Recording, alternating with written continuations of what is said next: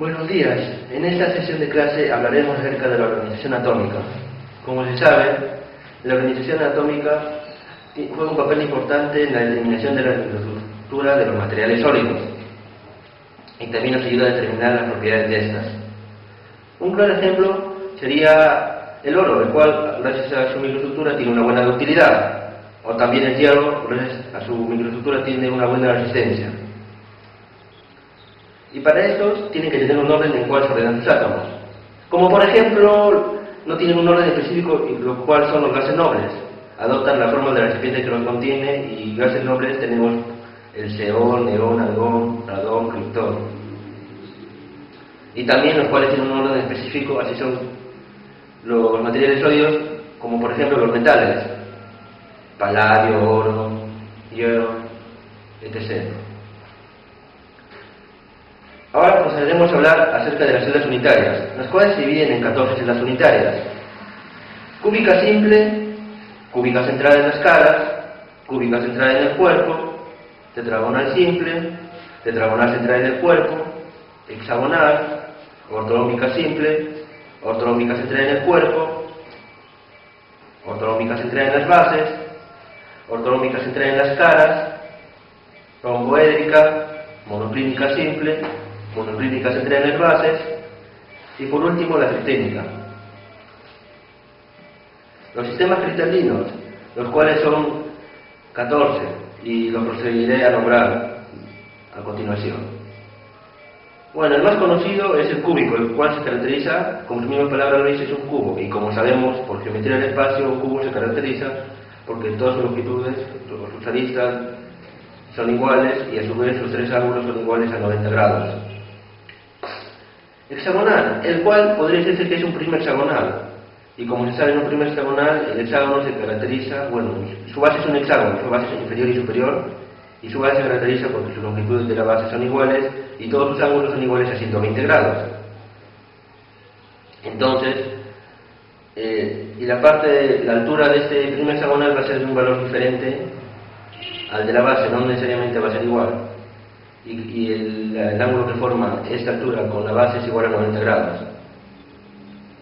En la tetragonal se caracteriza porque su base es un cuadrado, el cual se caracteriza porque sus lados son de longitudes iguales, y sus tres ángulos van a ser iguales a 90 grados. Romboédrico, el cual se caracteriza porque sus tres longitudes son iguales, dos de sus ángulos son iguales a 90 grados y uno de ellos es diferente de 90 grados.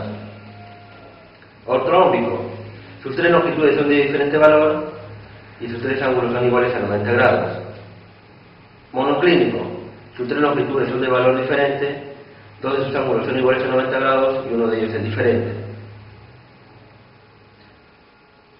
Triclínico, sus tres longitudes son de diferente valor y sus tres ángulos también son de diferente valor a 90 grados. Ahora procederemos a hablar de la estructura BCC. Bueno, una estructura BCC se caracteriza porque su átomo central está en el centro de nuestro cubo, y en sus 8 vértices que sobran hay un octante de esfera. Por lo tanto, el número de átomos que habría por cada celda unitaria es 2. Su factor de empaquetamiento es igual a 0,68. Su número de coordinación es igual a 8.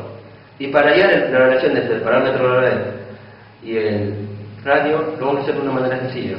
Como sabemos que la esfera está en el centro de ese cuerpo, entonces tendremos que saber el valor de la diagonal de un cubo. Y por geometría del espacio, la diagonal de un cubo es igual a la longitud del cubo multiplicado por la raíz de 3. Y esta longitud a su vez es equivalente a 4 veces el radio. Dos radios, o bueno, el diámetro de esta esfera que estaría en el centro de nuestro cuerpo, y los otros dos radios que se ubican en los vértices opuestos del cubo. Entonces quedaría así: el parámetro radio multiplicado por la raíz de 3 va a ser igual a 4 veces el radio. Ahora procederemos a hablar de la estructura de FCC. Para hallar la relación entre el parámetro y el radio, va a ser de la siguiente manera. Como sabemos que esta central en las caras, entonces 4 veces el radio sería igual al parámetro radio multiplicado por la raíz de 2. El número de átomos por cada celda unitaria que hay en esta es igual a 4.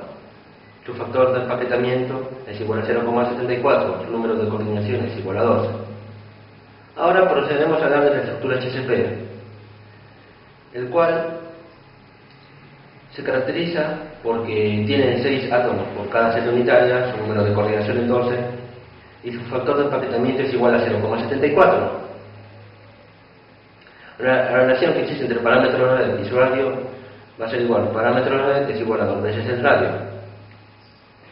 Y ahora voy a proceder a explicar la relación del C sobre A en una estructura HSP. Bueno, como sabemos que nuestro prisma hexagonal es estructura HSP, está formado por 3 primas cuadrangulares, se sabe que en cada uno de estos primas hay una esfera compacta en el centro del cuerpo. Entonces la distancia del vértice inferior hasta el centro de la esfera va a ser igual a 2 veces el radio, también el parámetro red. Y el centro de esta esfera que forma la proyección del centro de la esfera con nuestra base, o sea el cuadrado, va a ser un punto el cual se llama incentro. Esto debido a que nuestro cuadrado está formado por triángulos equiláteros. Estos triángulos equiláteros, como se sabe por propiedad, la distancia que va a haber desde el vértice inferior hasta el incentro va a ser igual al parámetro de sobre la raíz de 3. Y la longitud del incentro hasta el centro de la esfera compacta va a ser igual a C medio. Entonces por Pitágoras, el A cuadrado va a ser igual a C sobre la raíz de 3. Todo es elevado al cuadrado más A sobre 2 elevado al cuadrado. De ahí deducimos que el C sobre A es igual a raíz cuadrada de 8 tercios o igual a 1,63. Ahora, las transformaciones alotrópicas. Como se sabe, una transformación alotrópica es la manera en que se presenta diferentes un elemento puede tener diferentes microestructuras a cierta temperatura. Un gran ejemplo sería el hierro. Como se sabe, el hierro tiene 4 microestructuras y a diferentes temperaturas. Una a 1400 grados centígrados, otra a 898 grados centígrados, otra a 750 grados centígrados, otra a 790 grados centígrados y otro que sería 910 grados centígrados. Ahora, hablaremos de los índices de Miller, pero primero los índices de Miller, en primer lugar, de las direcciones cristalográficas. Para una dirección cristalográfica, para trabajarlo de una manera más sencilla, asumiremos que es un vector. Entonces, desde la punta del vector menos la cola del vector, sabemos la posición en que se ubica este vector, el cual esta posición es representada entre corchetes, pero los números negativos se representan como una vara encima del número, y si es que hay unas fracciones, se reducen los mínimos enteros porque no tiene que haber ninguna fracción entre estos corchetes. También los índices de Miller nos ayudan a determinar los planos cristalográficos, los cuales, los planos cristalográficos en un cubo, tienen sus 3 ejes, el eje X, el eje Y y el eje Z. Tenemos que saber en qué puntos se intersecan de estos ejes. Entonces, en los puntos que se intersecan en estos ejes, tenemos que representarlo entre paréntesis. Y si es que hay números negativos, uno va encima del número negativo. Pero para esto tenemos que las intersecciones que hemos obtenido de estos ejes, los números se invierten. Y si es que hay fracciones, se tienen que reducir las fracciones, pero no los mínimos enteros. Los cuales, estos al final obtenemos los índices de Miller y quedan representados entre paréntesis. Ahora procederé a hablar de la densidad lineal.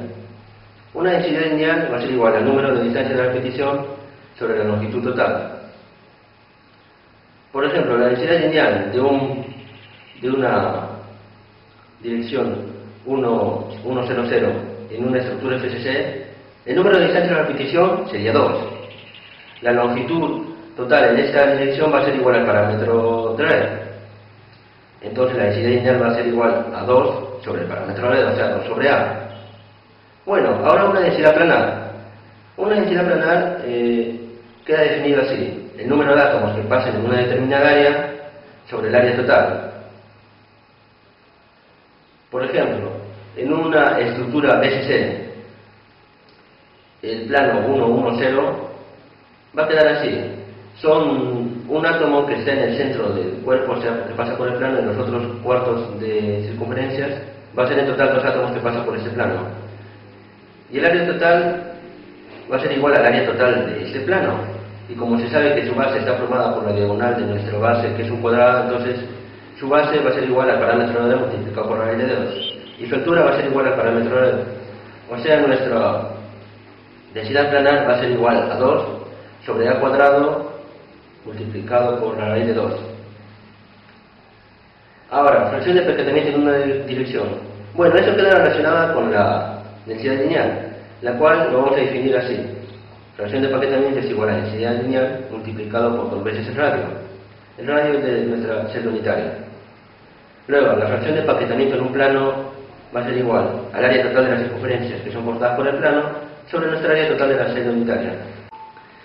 Siguiendo con las exposiciones, voy a exponer sobre los índices de Miller para las celdas unitarias hexagonales. Son coordenadas especialmente diseñadas para esas estructuras hexagonales. La peculiaridad es que en esas estructuras utilizamos un sistema de 4 coordenadas en vez de las ya habituales 3 coordenadas. Hablaremos sobre los planos y direcciones en estas celdas unitarias hexagonales. Para los planos, para la formación de un plano se hace del mismo modo que en la formación en un plano en una celda cúbica. Es decir, primero determinamos las intersecciones de todos los ejes. En este caso habría 4 intersecciones, ya que hay 4 ejes, pero el tercer eje es redundante respecto al primero y segundo eje y cumple la relación de h más k más i igual a 0. Segundo, determinamos los inversos de las intersecciones. Tercero, en caso de que haya fracciones, las eliminamos y las convertimos en enteros. Para las direcciones, del mismo modo, sigue la misma temática para la creación de direcciones en una celda cúbica. Primero, determinamos los puntos de las direcciones. Segundo, restamos la cabeza con la cola. Y tercero, en caso de que haya fracciones, las reducimos y las hacemos enteros. La peculiaridad en este caso es que si te dan direcciones con 3 ejes en una celda hexagonal, con una simple relación vista aquí en pantalla, podemos convertirla a una dirección con 4 ejes. Veamos un ejemplo. El plano A descrito en la figura tiene las intersecciones A1, el eje A1 y el eje A2 igual a 1, el eje A3 que es igual a menos 1 y el eje C que es igual a 1. Ahora, como segundo paso, calculamos los inversos. Los inversos del eje A1 y el eje A2 sigue siendo 1. El inverso de A3 es menos 1 y el inverso de C es 1. Entonces, los índices de Miller para el plano, ya que no hay fracciones, quedaría 1, 1, menos 2, 1. Y se cumple la relación de que h más k más i es igual a 0. En este caso sería 1 más 1 menos 2 igual a 0. Ahora para la dirección número 1 descrita, encontramos los puntos 0, 0, 1, 1, 1, 0 y restamos la cabeza con la cola. En este caso tendríamos la dirección menos 1, 0, 1. Ahora con la relación que ya habíamos visto, podemos convertirla a una dirección con 4 coordenadas y quedaría 2, 3, 1 y 3. Ahora hablaremos sobre direcciones y planos compactos.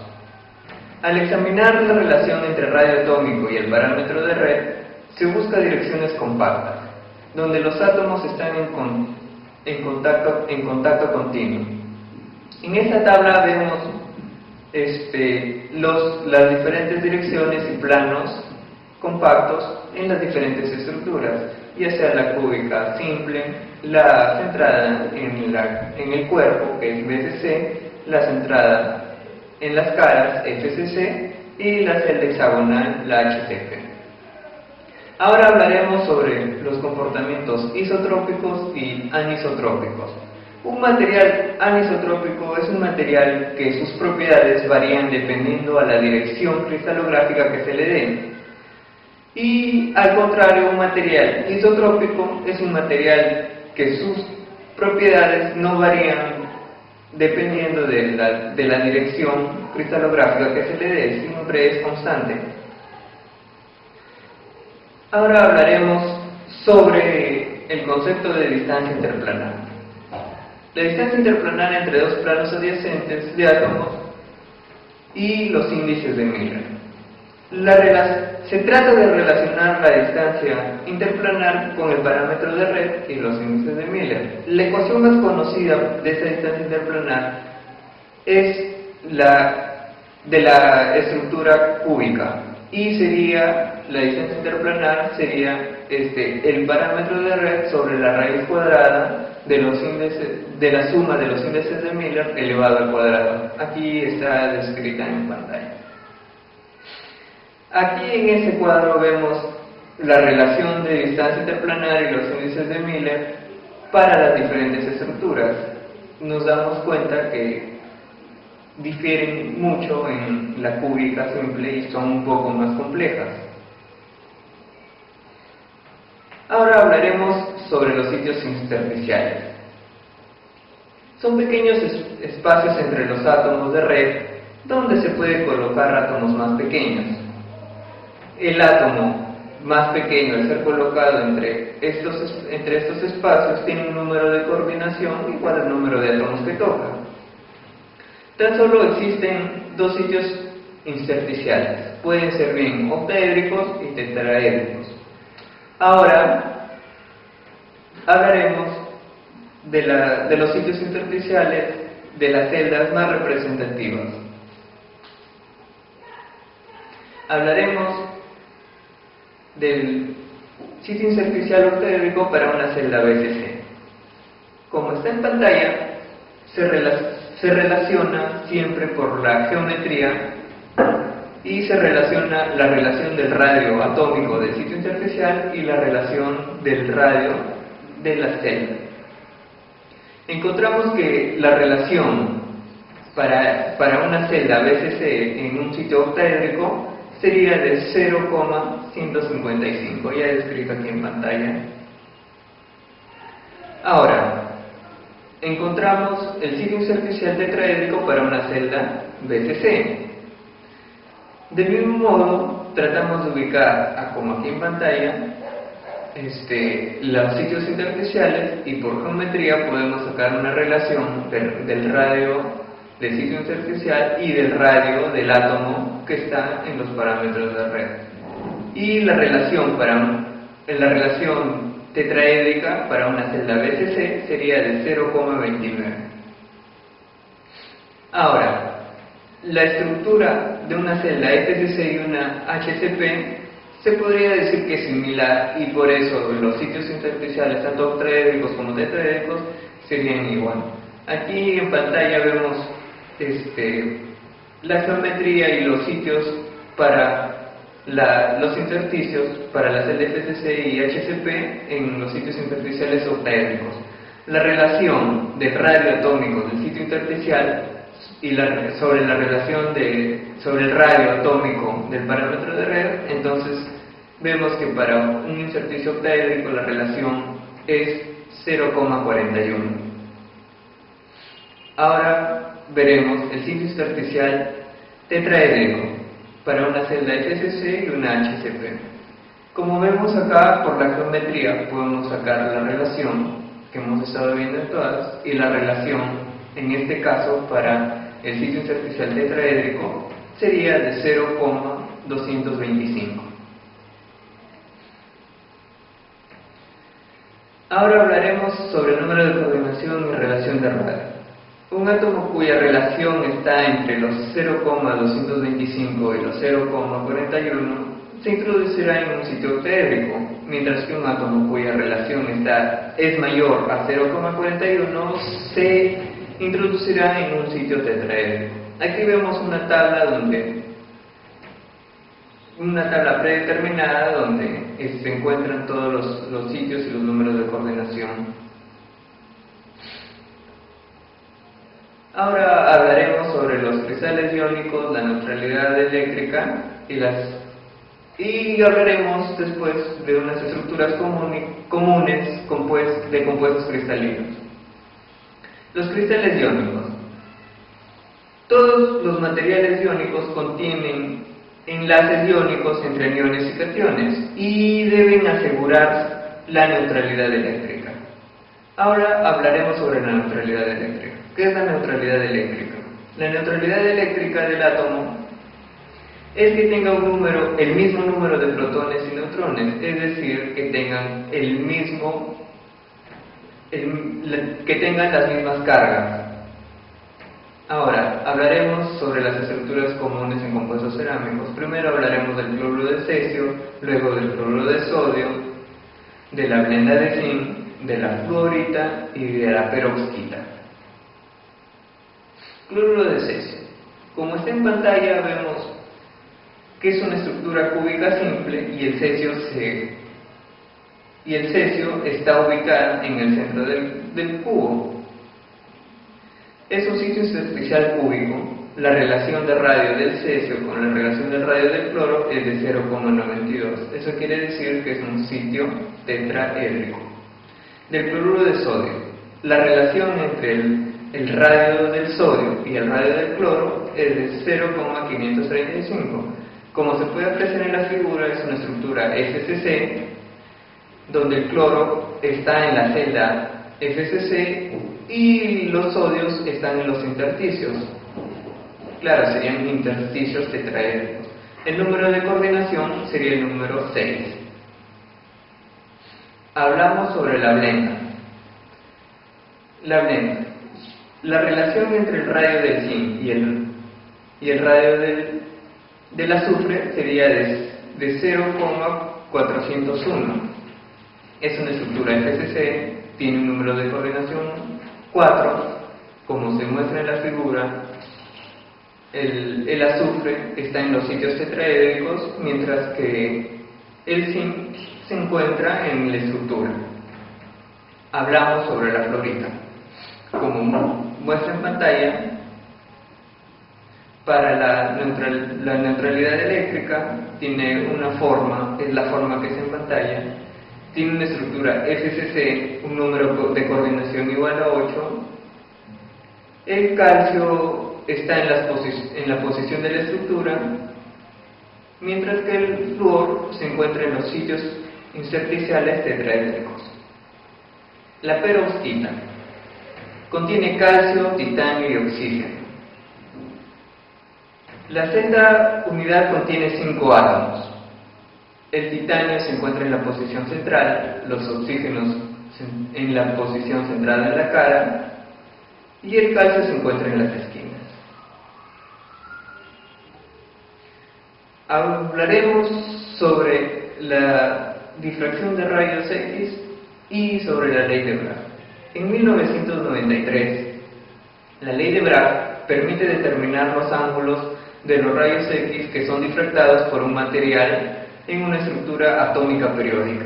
Ahí, como se puede ver en pantalla, es una pequeña tabla donde están los colores de la difracción de los rayos X y sus respectivas longitudes de onda. La difracción de rayos X es una técnica utilizada para estudiar la estructura de los materiales. Henry Bragg determinó que la relación entre la distancia interplanar, la longitud de onda de los rayos X y el ángulo de reflexión, y la relacionó todas, y a esa relación se le conoce como la ley de Bragg. Y la ley de Bragg la podemos ver en pantalla, que sería el seno de θ, que sería igual a lambda, que es la longitud de onda, sobre 2 veces la distancia interplanar, donde θ es el ángulo, es la mitad del ángulo que forma el haz de luz difractado con el haz original. Lambda, como ya dije, es la longitud de onda de los rayos X y D es la distancia interplanar. Y como vemos en pantalla, se puede apreciar la temática que tiene esa técnica. Bueno, siguiendo con las posiciones anteriores, para volver acerca de un poco de imperfecciones en el arreglo atómico. Como bien sabemos, todo cristal no es perfecto, presenta algunas imperfecciones o defectos, en los cuales estos defectos involucran en las propiedades de este cristal, ¿no? Los defectos se pueden clasificar de tres maneras: defectos puntuales, defectos lineales y defectos de superficie. Voy a hablar acerca de los defectos lineales. Bueno, los defectos lineales, más conocidos como dislocaciones, también se clasifican en tres tipos: dislocación de tornillo, dislocación de borde y dislocaciones mixtas. Dislocación de tornillo. Para explicar eso brevemente, imaginemos un cristal perfecto. Imaginemos. Ahora, a este cristal perfecto podemos seccionarlo por un plano. Entonces lo cortamos, hacemos un corte parcial a este cristal y desde ese corte hacia la derecha podemos torcerlo un poquito. Ese poquito debe ser el tamaño de un átomo. Ahora, a este plano en el cual se ha intersectado lo llamamos el eje de dislocación. Desde este eje, alrededor de este eje, hacemos una trayectoria en sentido de la manecilla del reloj y nos damos cuenta de que si unimos el punto final y el punto inicial, estos se van a unir mediante un vector. Este vector es conocido como el vector de Burger. En este caso, en la dislocación del tornillo, el vector de Burger es paralelo a la de esta dislocación. Dislocación de borde. En la dislocación de borde, como bien se puede apreciar en la figura de la foto, en primer lugar tenemos un cristal perfecto. A este cristal lo podemos, insertar hasta la mitad de este cristal un plano, en el cual este plano va a interferir en los átomos. ¿Cómo así? En la parte superior los átomos van a estar mucho más juntos, se van a comprimir más que en la parte inferior. Como se puede observar en la figura, el plano va a entrar a este cristal que se va a abrir y finalmente queda ahí, ¿no?, hasta la mitad. Ahora, como se puede ver en la figura de abajo, ahí está la dislocación del borde, y de la misma manera que la dislocación del tornillo, hacemos una trayectoria en sentido de la manecilla del reloj. Y también nos damos cuenta que si vemos el punto inicial y el punto final, sobra ahí un espacio, ¿no?, en el cual va a ser unido mediante un vector. Este vector también es conocido como vector de Burger, pero en este caso el vector de Burger va a ser perpendicular al eje de dislocación. Como se puede ver, apreciar en la figura también, es el plano, se puede meter el plano ahí a cierta altura, ahí está el plano de dislocación y el eje de dislocación, ¿no? La dislocación mixta no es nada menos que la unión de estas dos dislocaciones. En un cristal presenta las dos dislocaciones juntas, tanto la del tornillo como la del borde. Como se puede ver en la figura, ahí está, visto desde un plano superior. El deslizamiento. El deslizamiento, para comprender esto, imaginemos un cristal con una dislocación, en este caso una dislocación de borde, ¿no? Entonces, el deslizamiento, ¿qué es el deslizamiento? A ese cristal podemos ponerle o podemos efectuar en ella una tensión de corte, como se ve en la figura. Entonces, al ver una tensión de corte, los átomos que están normalmente estáticos van a romper sus enlaces y de la mitad, como se ve ahí, el eje celeste, para un costado, ¿no? Así haciendo que la dislocación se mueva. Como vemos aquí en la primera figura, vista el eje, y la tercera figura finalmente la dislocación se ha movido. Ese sí es el deslizamiento. Y podemos ver un ejemplo breve para poder entenderse mejor. Dice, te dan la densidad del plano 1-2 del hierro, ¿y qué te piden? Te piden dos cosas: la densidad planar del plano 1-1-0 y los esparcimientos interplanares tanto para el plano 1-1-2 como el 1-1-0, ¿no? Entonces podemos observar la densidad planar, como bien sabemos, es el número de átomos, como es un plano entre el área de ese plano, ¿no? Para poder observar en la figura, observamos la figura 4.7 que viene en la siguiente diapositiva. Ahí está, se puede observar el plano 1-0 y podemos observar que este plano corta en las esquinas a un cuarto de átomo, que obviamente multiplicado por 4 viene a dar un átomo, más el átomo central suman 2 átomos, entonces la cantidad de átomos es 2. Es 2, ¿no? Entonces, al ver el área viene a ser la diagonal de esa base del cubo, ¿no? La diagonal por el que viene a ser el parámetro de red por la raíz de 2, ¿no? Entonces, volviendo atrás, para allá la densidad viene a ser el número de átomos, que es 2, entre el área, ¿no? Bueno, el parámetro de red ya me lo dan de dato, y sacamos que es 1.72 por 10 a la menos 15 átomos por centímetros cúbicos. En la densidad planar del plano 1 o 2 ya nos dan de dato, ¿no? Bueno, ahí podemos observar los desplazamientos intraplanarios.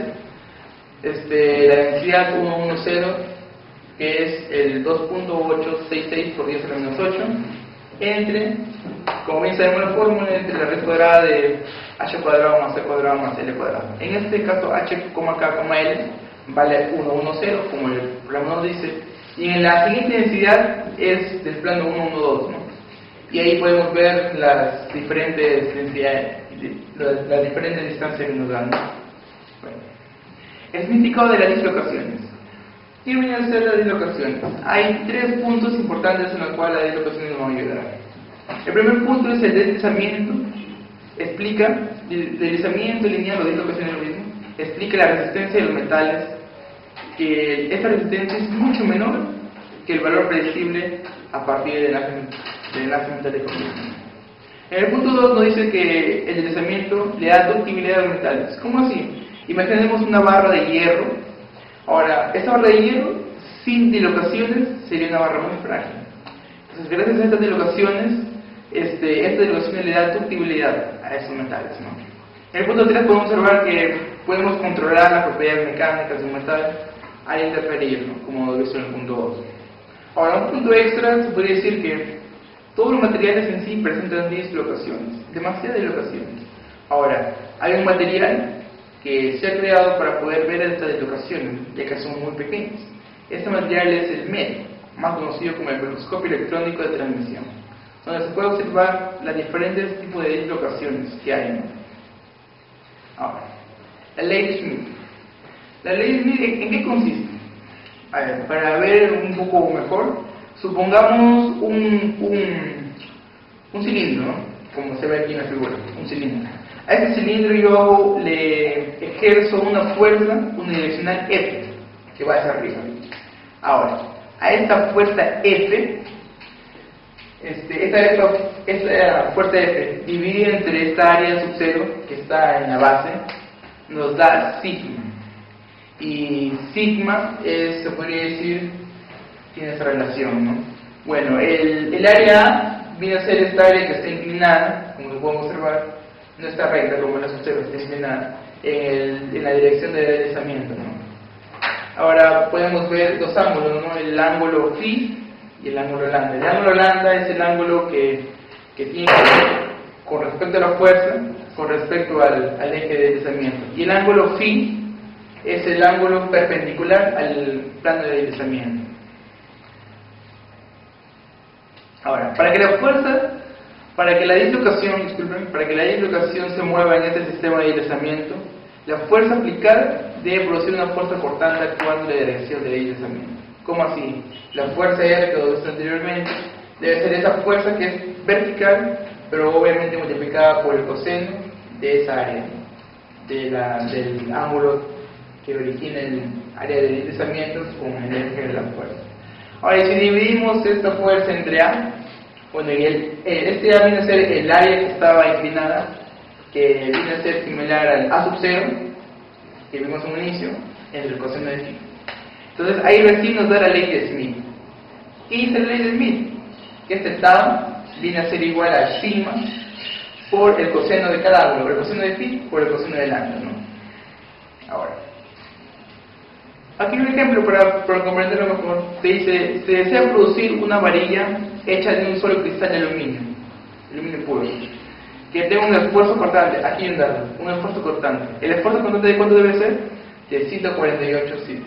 Ahora, este 148 es el tau. Es en el mismo la diapositiva anterior, el final, es el tau, ¿no? Ahí está. El tau es igual al sigma por ecuación de phi por ecuación de lambda. Entonces, este 148 va a ser el tau. Ahora, dice que se debe orientar la varilla de forma que cuando se le aplica un esfuerzo axial de 500 phi, ahora, este esfuerzo axial viene a ser el sigma. Bueno, seguimos. La varilla deforme por deslizamiento en una dirección de 45 grados. Este 45 viene a ser el ángulo lambda. Es el ángulo que se ve a partir del eje de deslizamiento con el vector de la fuerza, ¿no? Que es de gira. Entonces tenemos dos datos y podemos hallar el coseno del otro ángulo, ¿no? Como se puede apreciar ahí en la solución. Despejamos el coseno de phi y phi finalmente nos dan 65,2 grados. Entonces, por lo tanto, debemos producir una varilla que esté orientada de forma que sus dos ángulos sean tanto lambda 45 y tanto phi sean 65,2 como lo vimos allá. Ahora, la influencia de la estructura cristalina. En la influencia de la estructura cristalina hay tres factores, ¿no? En la cual uno debe tener en cuenta. Pero hay que tener mucho cuidado porque estos factores son especialmente para cristales perfectos. Y en la actualidad sabemos que pocos existen, ¿no? O no hay. Bueno, estos tres factores son, en primer lugar, el esfuerzo cortante, resultante crítico, el número del sistema de deslizamiento y la deslizamiento cruzado, ¿no? Ahí podemos ver en una CCC, en una CC y en una HC, ¿no? Bueno. Efectos puntuales. Como hemos visto anteriormente, hemos visto primero los efectos lineales, que vienen a ser las dislocaciones, ¿no? Tornillo, borde, mixtos. Ahora vamos a ver los efectos puntuales. En los efectos puntuales, en primer punto podemos observar la vacancia, ¿no? Es cuando en un grano, por ejemplo, un átomo que debe ir sale, ¿no? Dejando así un espacio vacío en toda esa estructura. Luego podemos ver unos efectos intersticiales, ¿no? Efectos intersticiales, como se puede observar ahí, es un átomo donde puede alcanzar en un intersticio, como su nombre le dice, de toda esta estructura, ¿no? Los efectos sustitucionales vienen a ser, por ejemplo, tenemos una estructura y un átomo desea cambiarse con otro, por ejemplo. Entonces, este átomo que está inicialmente en este lugar sale a otro átomo y este nuevo átomo ingresa a ese mismo lugar, ¿no? Por eso. Entonces ahí se ocurre el efecto intersticial. Y finalmente tenemos el efecto de Frege y el efecto de Stokes. Como se puede apreciar en la figura, ¿no? El efecto de Frege es un átomo de su posición inicial sale y se junta con otro, ¿no? Y el efecto de Stokes se podría ver que es la ausencia tanto de una acción como de una unión. Bueno, como se puede observar en la figura, no hay A, B, C, D, F, ¿no? En la primera figura, los efectos puntuales, se puede observar la vacancia, ¿no? Vemos que este átomo había salido, ¿no? En la letra número B, podemos observar un pequeño átomo intersticial, ¿no? Aquí se puede ver un átomo, se puede decir, se puede colar y se mete ahí, ¿no? En ese intersticio. En el punto C, el átomo sustitucional. Pero vemos que un átomo sustitucional pequeño en comparación con la figura D, que es obviamente mucho más grande. Y finalmente en la figura E y F podemos observar los efectos Frege y Stokes, ¿no? Todos estos efectos, como hemos dicho anteriormente, son efectos puntuales. Ahora, podemos ver un ejemplo, ¿no? Para comprender un poco mejor. Ejemplo 3. Dice, diseña un tratamiento térmico que proporcione 1000 veces más vacances en el cobre de las que están normalmente presentes a temperatura ambiente, ¿no? Y te han dado, ¿no? Se requiere normalmente 20.000 cal por mol para producir vacancia en el cobre. Entonces, ¿cómo podemos resolver este problema? Aquí nos indica la solución, ¿no? En primer lugar, el parámetro red del cobre por dato es 0.3651 nanómetros. Luego, el número de átomos de cobre o puntos de red por centímetros, despejando una N, que está dado por el número de átomos, viene a ser igual a los 4 moles por Z porque es una CCC, entre el número de, el número, se podría decir, entre el número de volumen, y este volumen viene a estar dado por el parámetro de red elevado al cubo, es un cubo. Entonces, finalmente N nos da que es 8.47 por 10 a la 22 átomos de cobre. Y a temperatura ambiente pues, se podría convertir a grados Kelvin, que es el 25 centígrados de temperatura ambiente normal, pero para convertirlo a Kelvin se suma 273, dando así 298 Kelvin. Ahora, entonces, este N va a ser igual a la que nos había sentido al principio, elevado al exponente. Mira, esto que está resumiendo acá es una fórmula dada al exponente de menos 2000, menos 20.000, disculpen, entre 1.977 por 298 grados Kelvin, ¿no? Y finalmente nos da ese número que es 1.815 por 10 a la 8 vacancias de centímetros cúbicos. Bueno, continuando con las exposiciones, veamos ahora los defectos de superficie. Estos defectos de superficie son los límites, bordes o planos que dividen un material en regiones, cada una de las cuales tiene la misma estructura cristalina, pero diferente orientación cristalográfica. Como podemos observar en la figura, vamos a encontrar a dos granos con la misma estructura cristalina, pero con diferente orientación cristalográfica, donde en la intersección de ellos podemos encontrar un desordenamiento atómico. Este desordenamiento atómico va a ser el causante del borde de grano. Estos defectos incluyen superficies externas, límites de grano, límites de macla y fallas de apilamiento. Superficies externas. Estas superficies externas constituyen uno de los límites más evidentes que se puede presentar. ¿Por qué? Porque al recorrer todo el grano va a acabar cierta parte del grano de una manera abrupta.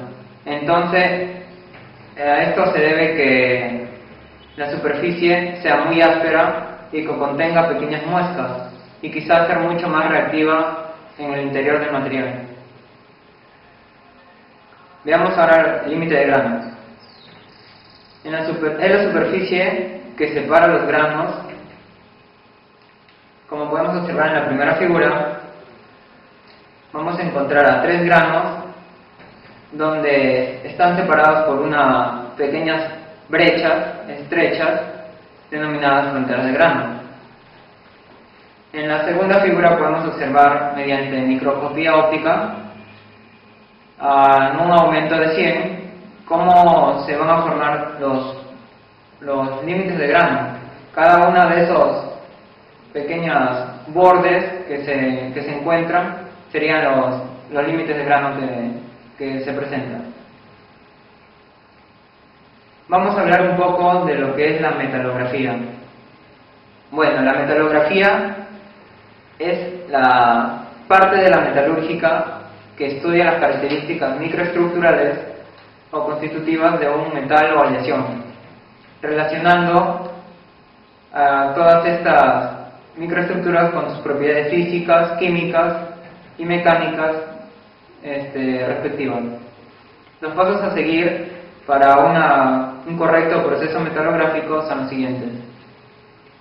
Primeramente, hacemos el corte metalográfico. ¿En qué consiste esto? Consiste en cortar la muestra con una sierra metalográfica, que es el equipo utilizado para esto, en el cual vamos a cortar con un disco especial por abrasión, mientras y al momento que se está cortando dicha muestra, la misma máquina va a suministrar un gran caudal refrigerante, evitando así el sobrecalentamiento de la muestra. De este modo, no se van a alterar las condiciones microestructurales de la misma. Incluido metalográfico. La muestra cortada, a continuación, se va a proceder a almacenar en una pequeña sustancia llamada resina. Pero esta inclusión se puede realizar mediante resina en frío o resina en caliente. Bueno, para especificar mejor, cuando se realiza en resina en caliente, se va a usar principalmente la incluidora, que es la máquina que se muestra en la imagen. Bueno, esto va a servir para cuando se tenga que realizar muchas veces muestras al cabo del día. Procedemos con el desbaste metalográfico. Durante el proceso de desbaste se van a eliminar gran parte de las rayas producidas en el corte.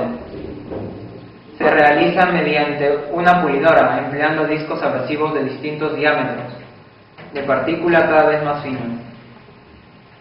Procedemos con el pulido metalográfico. Bueno, principalmente el pulido metalográfico va a eliminar todas las rayas producidas en procesos anteriores. Para esto se emplea unos pequeños paños parecidos a los tapices del billar, lo cual va a eliminar las rayas, ¿no? El pulido finaliza cuando la probeta tiene la apariencia de un espejo perfecto. A continuación vamos a proceder con el ataque químico. Bueno, principalmente el ataque químico se va a poner de manifiesto cuando en la estructura del metal, al momento de atacarlo con el atacante químico, va a producir en él la formación de los pequeños bordes, donde se identificarían las distintas fases que va a ocurrir en el metal. Después de este ataque, la muestra perderá su brillo. Bueno, el microscopio metalográfico se diferencia del ordinario fundamentalmente en su sistema de iluminación. Este microscopio metalográfico va a ser el empleado para la metalografía. ¿En qué consiste este microscopio metalográfico? ¿Cuál es su particularidad? Es que la luz no va a poder atravesar el metal y por tanto la luz va a entrar en el objetivo después de ser reflejada en la probeta metálica. Podemos observar en la imagen la microestructura del paladio en 100 aumentos, donde podemos observar claramente que los bordes se van a... ahí está cuando el atacante químico ya hizo efecto en la muestra, porque está mostrando los bordes de una manera bien clara. Entonces eso distingue que la muestra ha sido un éxito. Una forma mediante la cual se especifica el tamaño de grano es el número de tamaño de grano, ASTM, que significa American Society for Testing and Material. Se va a determinar el número de granos por pulgada cuadrada a partir de una fotografía de metal tomada a una ampliación de 100 aumentos, donde el número de granos por pulgada cuadrada n se va a introducir en la siguiente ecuación mostrada. Luego se va a calcular el número n de tamaño de grano a partir de esto. Conclusión: un número ASTM grande indica que el material está constituido por muchos granos, es decir, los granos son muy pequeños y por tanto tienen una resistencia mecánica alta. Continuamos con los límites de Mackler, que serían otro tipo de defectos de superficie. Bueno, este es un tipo especial de límite de grano, en el cual los átomos de un lado del límite están localizados en una posición que es la imagen especular de los átomos del otro lado. En la imagen podemos observar cómo estos límites van a reflejar como un espejo, y donde van a existir dos fronteras y en el centro se encuentra la macla. En la figura de abajo podemos observar mediante microscopía óptica cómo se van a formar estos límites de macla, pero debemos tener en cuenta algo, que la diferencia de los límites de macla con los límites de grano van a hacer que en los límites de macla vamos a poder encontrar unas pequeñas líneas paralelas, las cuales van a significar la diferencia. Otro de los defectos superficiales serían las fallas de apilamiento. Estas fallas principalmente ocurren en los metales CCC. Representan un error en la secuencia de apilamiento de planos compactos. Ahí podremos observar que la estructura CCC principalmente tiene el siguiente apilamiento: ABC, ABC, ABC. Pero supongamos que el apilamiento toma la forma de la estructura HC. Entonces, la forma del apilamiento de la estructura HC lo podemos ubicar en la parte de abajo, donde el plano sombreado de rojo va a indicar el fallo de apilamiento que ha ocurrido en ese lugar, porque supuestamente ahí debería estar el plano C. Esta pequeña región entonces tiene una secuencia de apilamiento HC en vez de CCC. Representa una falla de apilamiento, o sea que estas fallas van a interferir en el proceso de deslizamiento.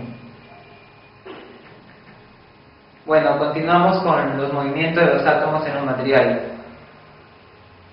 Principalmente hablamos de movimiento como un sinónimo de difusión. ¿Por qué?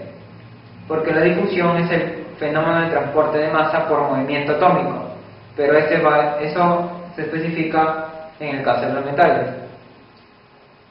Va a ser transporte de cationes y aniones en el caso de cerámicas y transporte de macromoléculas en el caso de polímeros. El movimiento de los átomos es necesario para muchos de los tratamientos llevados a cabo sobre los materiales, como tratamientos térmicos de metales, manufactura de cerámicos, solidificación de los metales, fabricación de celdas solares, entre otros. Mecanismos de difusión. Para entrar a hablar de los mecanismos de difusión, previamente hablaremos de lo que son autodifusión y interdifusión. La autodifusión es la difusión de átomos de la misma especie.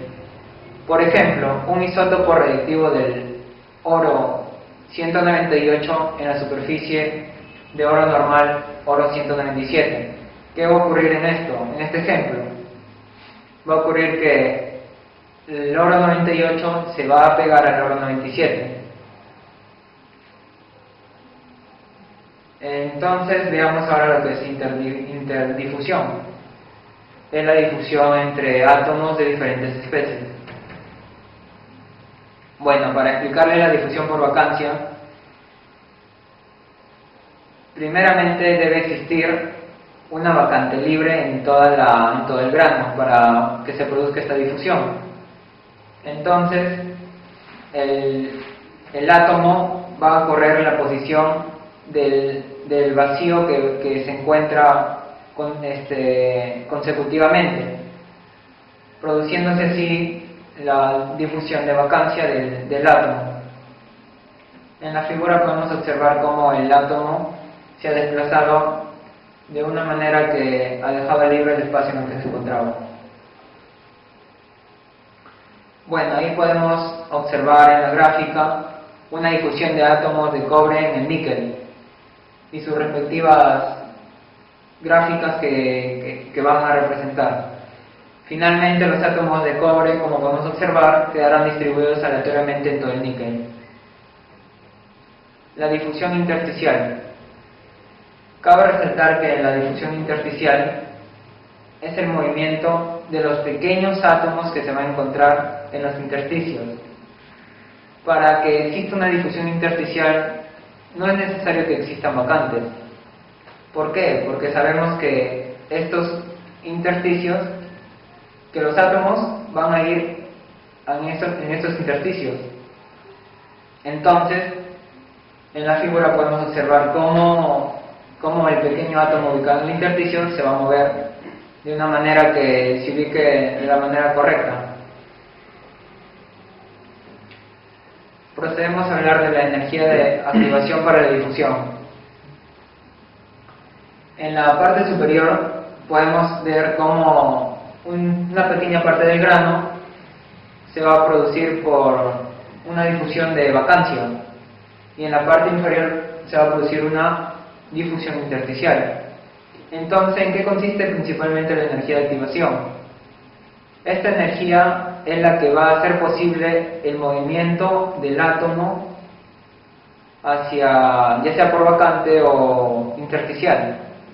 Entonces, en la gráfica observamos que se va a necesitar una mayor energía para desplazar de manera de vacante que en relación para desplazar en una manera de intersticio.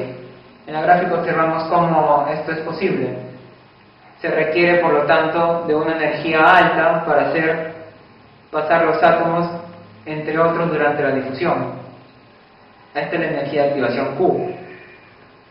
En general se requiere más energía en el caso de un átomo sustitucional o vacancial que un átomo intersticial. Y eso sería todo. Gracias. Siguiendo con la exposición sobre difusión, voy a hablar sobre la primera ley de Fick, los factores que afectan la difusión, y la segunda ley de Fick. Como ya sabemos, la difusión indica el flujo de cualquier especie a través de un cierto plano, como pueden ser vacancias, electrones, iones o átomos. Bien, comenzando con la primera ley de Fick, tiene que ver con la velocidad de difusión. Indica una difusión en estado no estacionario, y es una relación, una descripción cuantitativa de la difusión. Aquí interesa principalmente la difusión de dos especies, como son los iones y los átomos. La fórmula de la primera ley de Fick es igual al flujo, es igual a menos la difusividad por el gradiente de concentración. J es el flujo, D es la difusividad o el coeficiente de difusión que tiene las unidades de centímetros cuadrados sobre segundo. D sub C sobre dx es el gradiente de concentración e indica la forma en que la difusión avanza a través del material y tiene las unidades de porcentaje atómico, porcentaje en peso, porcentaje molar, porcentaje, fracción atómica o fracción molar, entre otras. Obviamente la difusión va a cambiar, las unidades de la difusión van a cambiar según cambien las unidades de la concentración. Como segundo punto, hablamos sobre los factores de la difusión, que son 4 esencialmente. El primero es la temperatura y la difusividad, relacionadas mediante la ecuación o una ecuación de tipo Arrhenius. El tiempo, otro factor que afecta a la difusión, la clase de difusión y finalmente la estructura cristalina. La ecuación de tipo Arrhenius que relaciona la difusividad con la temperatura es difusividad es igual a D sub 0 por E a la menos Q sobre RT. Q es la energía de activación, está en las unidades de calorías por mol. T es la temperatura absoluta que debe estar expresada en grados Kelvin. R es la constante universal de los gases ideales. Puede tener estas unidades, para el caso usamos 1.987 calorías sobre mol Kelvin. D sub 0 es una constante para un sistema dado. Por ejemplo, aluminio, por ejemplo, carbono en hierro FeC, carbono en hierro BeC.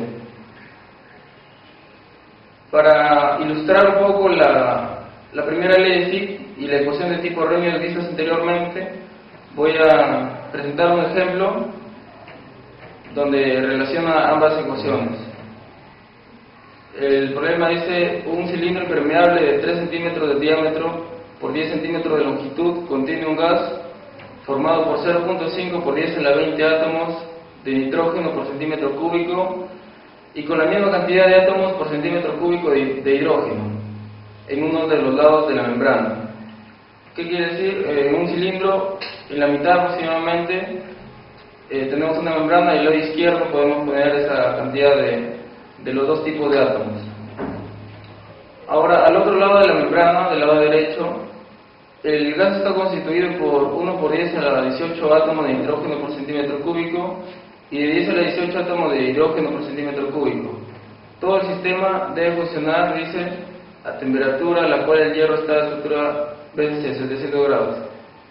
Ahora nos piden diseñar una membrana de hierro que no permita una pérdida de nitrógeno mayor que el 1% por hora a través de la membrana y que permita pasar a través de ella al 90% de hidrógeno cada hora.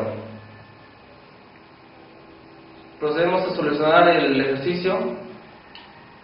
Para hallar el total de átomos de nitrógeno en el recipiente, multiplicamos la concentración por centímetro cúbico que tenemos por el volumen total del cilindro. Entonces nos da una cantidad de 35.3 por 10 a la 20 átomos de nitrógeno. El número máximo de átomos por pérdida no debe exceder al 1% según condición del problema. Entonces multiplicamos esta cantidad por el número de átomos que ya calculamos. Ahora el flujo lo podemos calcular como ese valor obtenido, la pérdida que no debe pasar, sobre el área de una sección transversal del cilindro. Dividimos y nos da 0.00139 por 10 a la 18 átomos de nitrógeno sobre centímetro cuadrado por segundo. Ahora, para calcular el coeficiente de difusión del nitrógeno en el hierro centrado en el cuerpo, en el cúbico centrado en el cuerpo a 700 grados centígrados, que es igual a 973 grados Kelvin, lo hacemos mediante la ecuación tipo Arrhenius vista anteriormente, que nos da, vamos a usar valores de una tabla que posteriormente vamos a mostrar. D sub 0 vale 0.0047, la energía de activación para este caso es 18.300 calorías por mol y la temperatura nos da. Entonces tenemos todos los datos para empezar en la ecuación tipo Arrhenius, en la ecuación de la difusividad, y obtenemos un valor de 3,64 por 10 a la menos 7 centímetros sobre segundo. Ahora este valor lo vamos a usar en la primera ley de Fick para poder calcular la profundidad o la distancia que debe tener esta membrana. Tenemos que despejar el delta X porque ya conocemos todos los valores y eso es lo que nos pide ya. Ponemos todos los datos, despejamos y después de operar nos da una profundidad o un espesor de 0.0128 centímetros, que es el espesor mínimo que debe tener esta membrana. Ahora ya terminamos con el nitrógeno, ahora vamos a ver las condiciones para el hidrógeno. De manera similar entonces, calculamos el número de la pérdida de átomos de hidrógeno por hora. Ya tenemos la cantidad porque la calculamos para el nitrógeno anteriormente. La convertimos a segundos también y nos da 0.0088 por 10 a la 20. Ahora de igual forma utilizamos la ecuación tipo Arrhenius y el D sub 0 es un valor constante de difusión, un valor dado para el hidrógeno en el hierro BCC. Y de igual forma despejamos delta X y nos da un espesor máximo de 0.0729 centímetros. Entonces concluimos que la membrana que debemos tener o debemos formar debe estar entre 0.0128 y 0.0729 centímetros para que tenga las condiciones óptimas. Bien, esta es la tabla que les quería mostrar para calcular los valores de difusividad. Tenemos un par de difusión, en el centro tenemos la energía de activación necesaria y a la derecha tenemos, en la columna de la derecha, el D sub 0. Por ejemplo, el carbono en el hierro FCC tiene una energía de activación de 32.900 calorías por mol y en un D sub 0 de 0.23 centímetros cuadrados sobre segundo. Ahora el tercer factor que tenemos en cuenta que afecta a la difusión es qué clase de difusión es. Dentro de esto tenemos tres clases de difusión. La primera es la difusión volumétrica, segundo la difusión en límite de grano y tercero la difusión superficial. Bien, para el caso de la difusión volumétrica, nosotros imaginamos que un ion o un átomo trata de ir a buscar otro espacio donde pueda entrar. Entonces, debido a que está en un arreglo tridimensional, es más difícil que pueda llegar a otro espacio donde quepa exactamente. Entonces, esa es la difusión más lenta que tenemos, que requiere más energía. Ahora, en la difusión de límite de grano, la difusión es un poco más rápida que en la volumétrica. ¿Por qué? Porque en la difusión en límite de grano, el átomo que quiere difundirse no atraviesa una estructura compacta, atraviesa una estructura amorfa. Entonces hay muchos espacios vacíos por donde puede entrar y encajar perfectamente. Finalmente la difusión superficial se trata de la difusión en la parte externa del material, como lo dice su superficie, y esta es la más rápida que puede ser. Por ejemplo, en un proceso de cementación se le somete al hierro a una atmósfera de carbono a una elevada temperatura, y eso se difunde más rápido que las dos anteriores. Un ejemplo. Ahora vamos a hablar sobre la segunda ley de Fick, que tiene que ver con el perfil de composición de la difusión. En este caso ya no habla de un estado estacionario como fue la primera ley, sino habla de una difusión dinámica o en estado no estacionario. La segunda ley de Fick, tal como está expresado por la derivada de la concentración respecto al tiempo, que es igual a la difusividad multiplicado por la derivada de segundo orden de la concentración respecto a X. Pero esta es una ecuación igualmente muy complicada, así que para casos prácticos vamos a usar una solución particular que nos va a servir mucho para resolver bastantes problemas. Como tenemos ahí, como se muestra, la concentración a una distancia X menos la concentración inicial entre la concentración de la superficie menos la concentración inicial es igual a 1 menos la función error de x sobre 2 raíz de la difusividad por el tiempo. Ahora, ahí en la fórmula de la solución particular observamos que aparece la función error. ¿Qué es la función error? Simplemente la función error es una función matemática ya definida que tiene valores tabulados y se encuentra en tablas estadísticas. No puede servir para casos prácticos solo consultando sus valores. Ahora, para explicar la segunda ley de Fick, vamos a presentar un diseño de un tratamiento de carburación a modo de ejemplo. Nos dice la superficie de un acero que contiene 0.1% de carbono. El acero ya contiene 0.1, o sea, esa es la concentración inicial del material. Debe endurecerse por carburización. En la carburización, el acero se coloca en una atmósfera que le proporciona 1,2% de carbono en la superficie a temperatura elevada. El carbón se difunde desde la superficie hacia el interior del acero. Para conseguir propiedades óptimas, el acero debe contener 0.45% de carbono a una profundidad de 0.2% centímetros por debajo de la superficie. Nos piden diseñar un tratamiento térmico de carburización para producir estas propiedades. Suponemos que la temperatura es lo suficientemente alta, por lo menos 900 grados centígrados, de manera que el hierro tenga una estructura cúbica centrada en las caras. Solución, tomamos los datos, nos dijeron que la concentración inicial en el acero era 0.1% de carbono, la concentración en la superficie, o sea, la concentración que se le está suministrando a temperatura elevada es 1,2% de carbono. La concentración nos pidieron a 0.2 centímetros y que sea el 0.45% de carbono.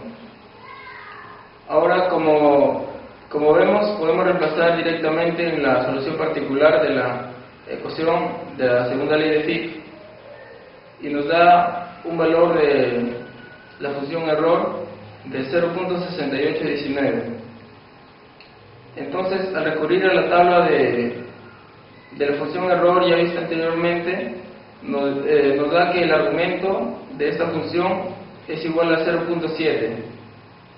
Y entonces despejado tenemos un producto de D por T de 0.0204. Ahora, para relacionar la difusividad con la temperatura, vamos a usar de nuevo la ecuación tipo Arrhenius para la difusividad y reemplazamos los valores establecidos ya en la tabla. Ahora despejamos el tiempo y tenemos que nos da 0.0861 entre E a la menos 16.558 sobre temperatura. Ahora nos queda hacer unas combinaciones entre temperatura y tiempo, de manera que buscamos el mejor tratamiento, ¿no? Por ejemplo, si la temperatura es 900 grados centígrados, que es la mínima que nos dio la condición del problema, sería 1173 grados Kelvin. El tiempo nos daría 109.385 segundos, que eso equivale a 30.4 horas más o menos.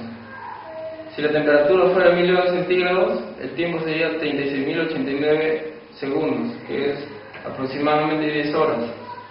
Y así podemos seguir con más valores, como por ejemplo 1100 grados centígrados, y con muchos más valores podemos escoger el mejor tratamiento dependiendo de los costos, porque la temperatura y el tiempo se relacionan directamente, ¿no? Proyecciones estereográficas. Las proyecciones estereográficas son una técnica usada en cristalografía que nos ayudan a representar varias direcciones y planos. Se puede hacer para cualquiera de los sistemas, de los 7 sistemas que hemos visto, el cúbico, el tetragonal. En este caso vamos a hacer para el sistema cúbico. Para recordar esto, primero tenemos que recordar un concepto que es sobre la dirección y un plano que tiene los mismos índices. Por ejemplo, imaginemos la dirección 100. La dirección 100 es perpendicular al plano de los mismos índices, el 100, para un sistema cúbico, el que es el que estamos viendo. Ahora vamos a ver cómo construir una proyección estereográfica sobre una celda cúbica. Lo que necesitamos es representarlos en una falsilla, que en este caso estamos usando la red de Gull. Lo vamos a hacer con un papel Canson. Se coloca sobre la red y se traza toda la silueta de la circunferencia, luego el ecuador y el polo de norte a sur, y mucho más plano, ¿no? Pero ya acá tenemos una lista, por ejemplo. Esta proyección es del polo 100. ¿Qué quiere decir? Que todo este círculo está visto desde el polo 100. Ahora vamos a ver un ejemplo que nos va a ayudar a comprender la ubicación de un polo y la medición de un ángulo. El problema dice: en una proyección estereográfica 100, determine el ángulo formado por los polos 2, menos 3,1 y 3,02. Lo primero que tenemos que hacer es ubicar en qué cuadrante va a estar cada uno de estos polos para proceder a ubicar su posición. Vamos a empezar con el polo 2, menos 3,1. El polo de índices 2, menos 3,1 quiere decir que el H y el L son positivos y el K es negativo. El H no lo vemos porque está desde una proyección 100. El K es negativo, quiere decir que va a estar de toda la circunferencia, va a estar hacia la izquierda, y el L es positivo, va a estar en la mitad superior, quiere decir la intersección de los tres es este cuadrante. En cualquier parte de este cuadrante va a estar el polo 2 menos 3,1. Ahora, ¿cómo vamos a ubicar ese polo? Tenemos que determinar una dirección que sea ortogonal, que sea perpendicular con este polo, para que el plano de esa dirección, que va a ser una dirección conocida, contenga este polo 2 menos 3, 1. Una, por ejemplo, podría ser, bueno, tenemos que hacer una combinación de el polo 2 menos 3, 1 con una dirección HKL arbitraria, y este producto tiene que darnos 0. Entonces hacemos el producto 2H menos 3K más L igual 0. Tenemos que encontrar una dirección que cumpla esta relación. Entonces una posible solución sería el polo 1, 1, 1. HKL valdría 1, 1, 1. Sería el polo 1, 1, 1. Ahora, como esta dirección, este polo es perpendicular al polo 2 menos 3, 1, quiere decir que su plano va a contener al polo 2 menos 3, 1. Entonces ahora en la red de Gould vamos a ubicar el plano 1, 1, 1, que es el que va a contener al polo 2 menos 3, 1. Para ubicar un plano tenemos que ubicar primero el polo y llevarlo al ecuador. Aquí está el polo 1, 1, 1. Lo que hacemos es girarlo hasta el ecuador y a partir de él medir 90 grados hacia la izquierda.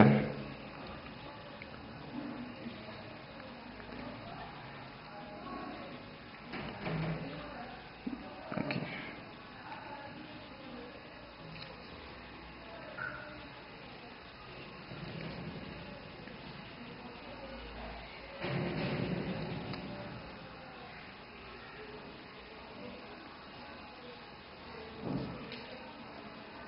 Este va a ser el plano 1, 1, 1, que es el que va a contener al polo que estamos buscando, 2 menos 3, 1.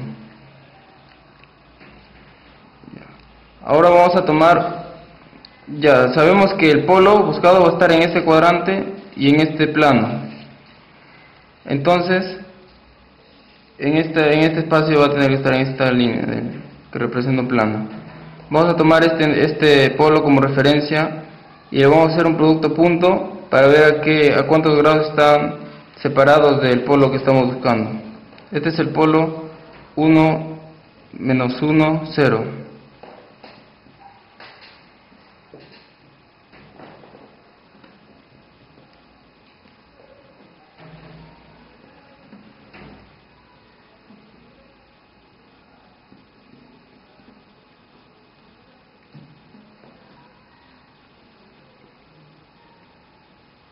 De donde despejando y operando esto, obtenemos el ángulo 19.1 grados. Quiere decir que si está en este cuadrante y en este plano, y separado de este polo 19.1 grados, vamos a medirlo hacia arriba. Pero no lo podemos medir de frente porque los ángulos se miden en una longitud. Las longitudes son las que van de polo norte a polo sur.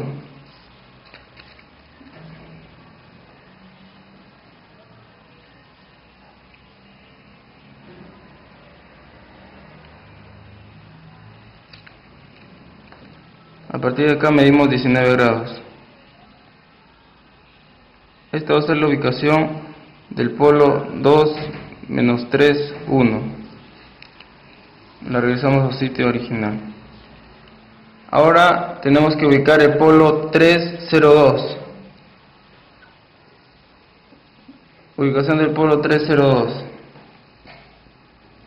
Tenemos de igual forma que buscar un polo que con él sea perpendicular para que este polo pertenezca al plano del otro polo buscado.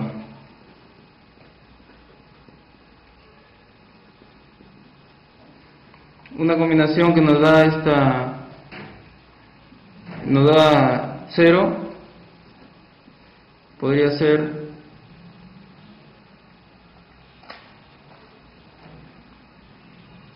el polo 0, 1, 0. Entonces HKL en este caso es 0, 1, 0, la dirección 0, 1, 0. El plano de este polo es el que contiene a este polo que estamos buscando. Ahora vamos a proceder a ubicar el plano 0, 1, 0 de este polo.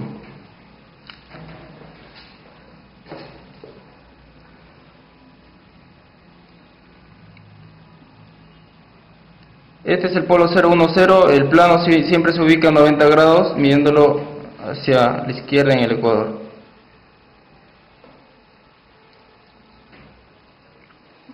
Nos da este plano. Este es el plano 0, 1, 0. Quiere decir que en este plano va a estar ubicado. Ahora vamos a ubicar en qué cuadrante. Como vemos que H y L son positivos, H no lo vemos porque estamos en una posición 1, 0, 0. L se indica que va a estar de la mitad hacia arriba y el K es 0. Ahora vamos a ubicar el polo por un producto punto respecto a este mismo polo conocido. Tiene que ser un polo conocido.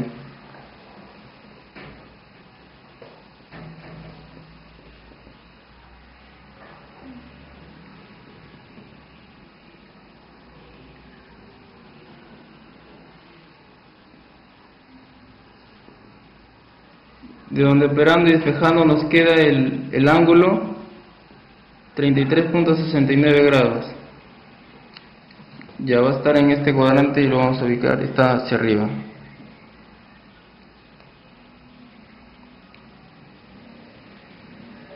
Aquí está el polo 302. El ejercicio nos pedía medir o hallar el ángulo entre estos dos polos que acabamos de ubicar. Entonces lo que tenemos que hacer es ubicarlo en una longitud de manera que se pueda medir, porque solo en longitudes se mide, como ya había dicho.